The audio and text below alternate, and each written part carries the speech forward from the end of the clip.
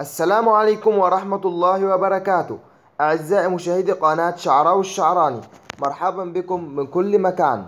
اليوم جايب لكم طريقة تشغيل الإنترنت المجاني بعد ما توقفت الثغرة الأسبوع الماضي، لأن الأسبوع الماضي شهد النت المجاني اضطرابات في أنه توقف وكل يوم يجيبوا بيلوت جديد.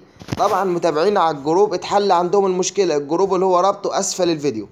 أول حاجة هتعمل إيه؟ هتحمل الملف البرنامج ده، طرحته قبل كده طبعا. قاعد لو عندك سيبه، مش قاعد هتلاقي الرابط اسفل الفيديو. تاني حاجة هتروح تغير نقطة الوصول، هتخليها كده، تخش على اسماء نقاط الوصول، تيجي عند فودافون هتلاقي دي قاعدة ما تعلمش عليها، تعمل كده نقطة وصول جديدة، فودافون ويب، فودافون دوت كوم دوت اي جي. اهم حاجة دي حاول ما تغلطش في دي، عشان الناس بتيجي في التعليقات تقول مش شغال. خلي بالك من دي، اكتبها بالنص بس. وكلمة، وهنا اسم المستخدم WAB، وهنا كلمة المرور ايضا WAB. ماشي بس، وتعلم عليها كده هو. وبعدين تشغل بيانات الهاتف، ما يكونش عندك باقة او رصيد لخط فودافون. ماشي، محدش يجي يقول لي بقى شغال عندنا في المغرب في السعودية، انا معرفش. انت جرب عندك في المغرب، جرب عندك في السعودية، هي شغالة في مصر في شركة فودافون. لو انت عندك شركة فودافون فاحتمال كبير تكون شغالة. نيجي نجرب البرنامج.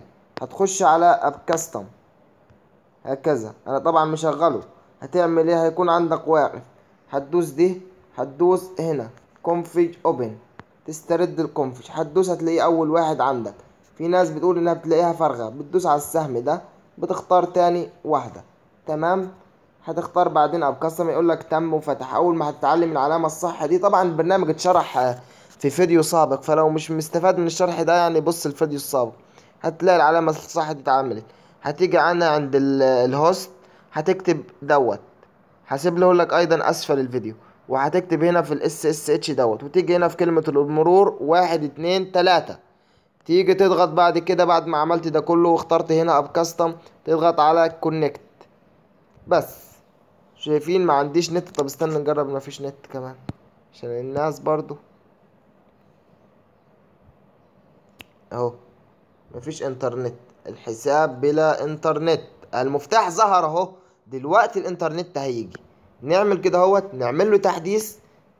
شايفين احلى حاجه بالصلاه على النبي، يعني حاجات ادينا انترنت مجاني زي ما انتم شايفين اهو.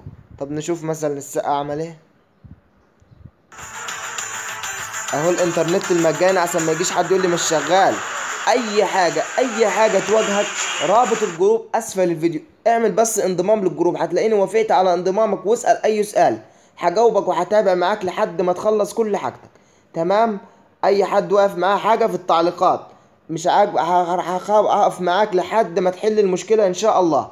بس ما تنساش قبل ده كله هتحمل طبعا الملف من اسفل الفيديو، هتلاقي اللينك اسفل الفيديو ولينك البرنامج.